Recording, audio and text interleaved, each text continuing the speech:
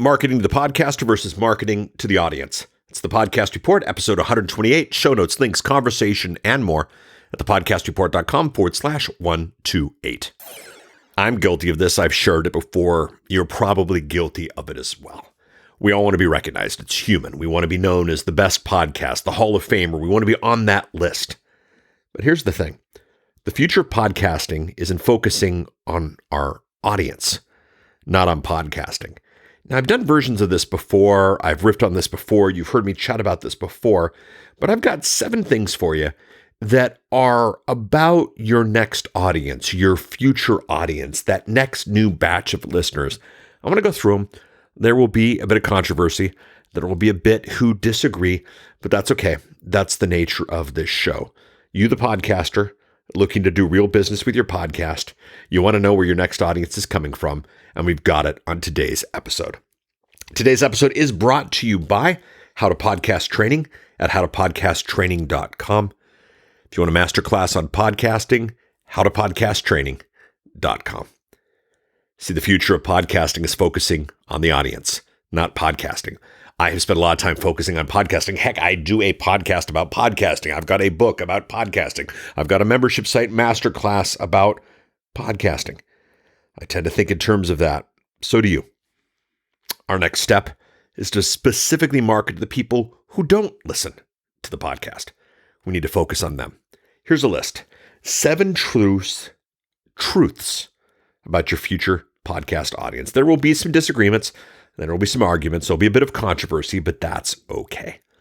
Number 1, your future podcast audience is not going to look to iTunes for ideas. I know it feels like it's the big magazine. It's the big list. It's the big place. It's where everybody goes. No, only podcasters go there. Every day I talk to people who love podcasts, and I ask them, where do you hear about podcast? Well, from my friend, or a radio show that I listen to is now available by podcast. Never have I heard anyone ever say, I go to iTunes and search. And if you think about it, it makes sense. Why would anyone do that? They're not going to iTunes. That's not where your audience is going to. Now, I've got a big launch coming up. I've got a client who's just going to blow it up. I'm calling a number 1 position in iTunes legally, legitimately, with a real audience. And at the end of this, I'll have some numbers that I've never had before. I will certainly share them with you. If anything changes, that's fine. I promise you, I'll tell you. But here's the thing. They're not looking to iTunes for ideas. Now, some of them are searching. Some of them have a certain topic, have a certain interest point, have a certain thing they're trying to find. And iTunes is a legitimate place to search for it, but they're not going to iTunes for ideas. They're not going for lists. They're not going for inspiration. We need to realize that. Number 2, your future podcast audience wants to know that their time won't be wasted. Set that up at the beginning. Tell them exactly what you're getting into. As you heard at the beginning of this episode, I told you exactly it. Marketing to podcasters versus marketing to your audience. I said what the topic was about.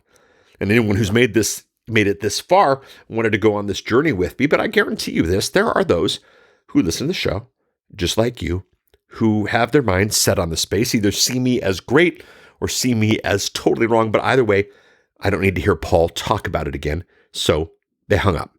They stopped. The future podcast audience wants to know their time won't be wasted. Set that up at the beginning. Let them know that you got their backs, and they will go on the journey with you. If you're going to go long, go long. Last week, I had an episode that went almost an hour. I told you that at the beginning. You do the same. By the way, this episode's going to be short. Your future podcast audience wants to know what they're getting into. This is where social proof of reviews and episodes make sense. If I'm going to start a podcast, if I'm going to start a relationship and there's 1 review and lousy artwork and 2 episodes, maybe I'll wait. But when I see the reviews and I see the artwork and I see the episodes and I see the history, I know what I'm getting into. I like that. This is really why you hear on all the podcasting shows that you need to be predictable, that people need to know when the next episode's coming out.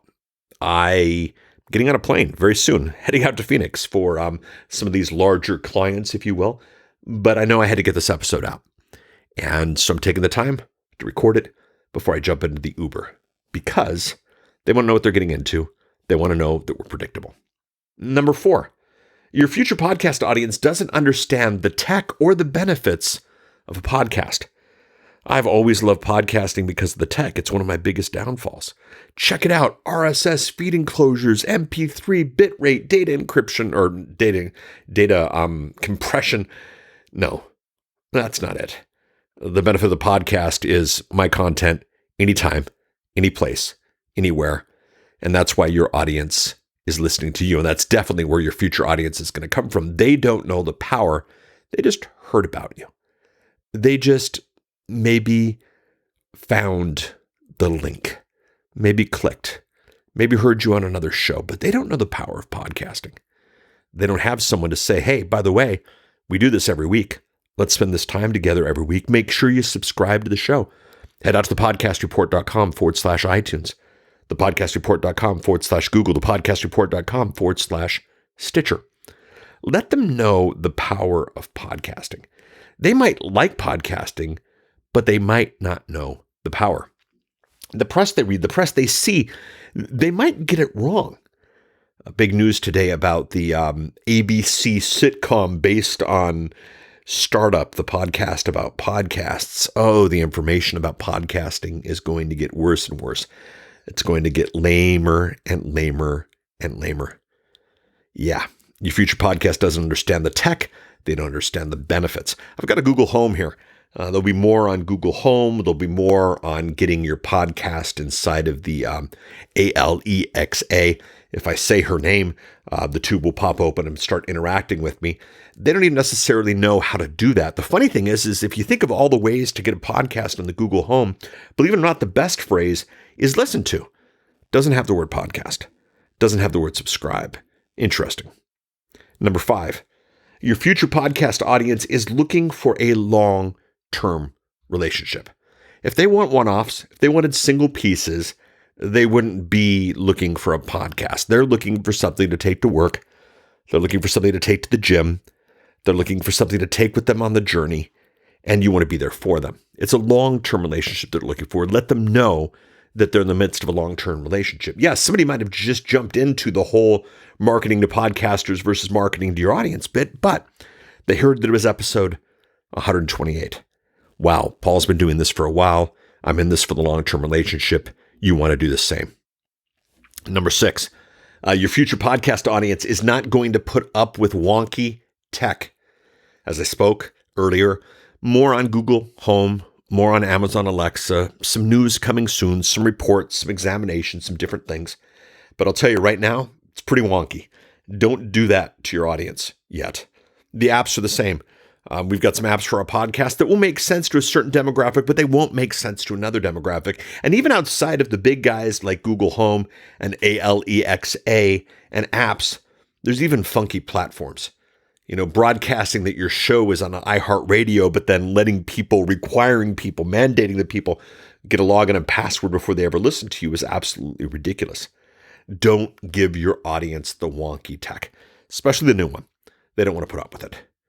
And then finally, and this one's real, you might not fully grasp it, but I'm going to offer it to you. Give it a week, give it a 2, might come back to you. But your future podcast is looking to redeem their tech.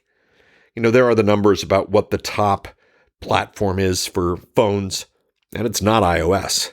But here's the thing. The top client for podcasting is iPhones.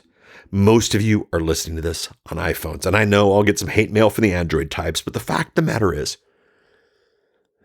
most people are looking on an iPhone, and most people paid a good chunk of change for the iPhone, and most people want that iPhone to redeem itself. They want it to be worth the value. Maybe they are doing the iPhone watch and they do the breathing app, or maybe they put the phone in their pocket and they're doing the pedometer, or, but many of them have said, I'm going to listen to podcasts. I'm going to make myself a better person. I'm going to leverage this tech to do better things. Well, when you speak to that and when you work to that, see, you can be listening to this show wherever you want. You can be listening to this in the car. You can be listening to this on a run. You can be listening to this anywhere. You don't have to have the newsletter. You don't have to be watching a YouTube video. You can listen to the show at the time and the place and the device of your choosing. And that is the power of what I have for you. So your future podcast audience is looking to redeem their tech. This is the future. Content, anytime, any place, anywhere is it. And as they look to, how do I legitimize my phone?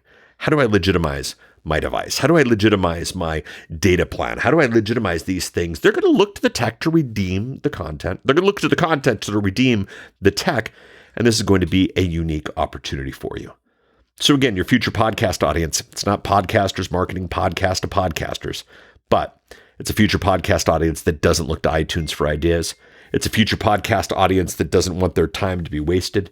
It's a future podcast audience that wants to know what they're getting into. It's a future podcast audience that doesn't understand the tech or the benefits of the podcast. It's a future podcast audience that's looking for a long-term relationship. It's a future podcast audience that isn't going to put up with wonky tech.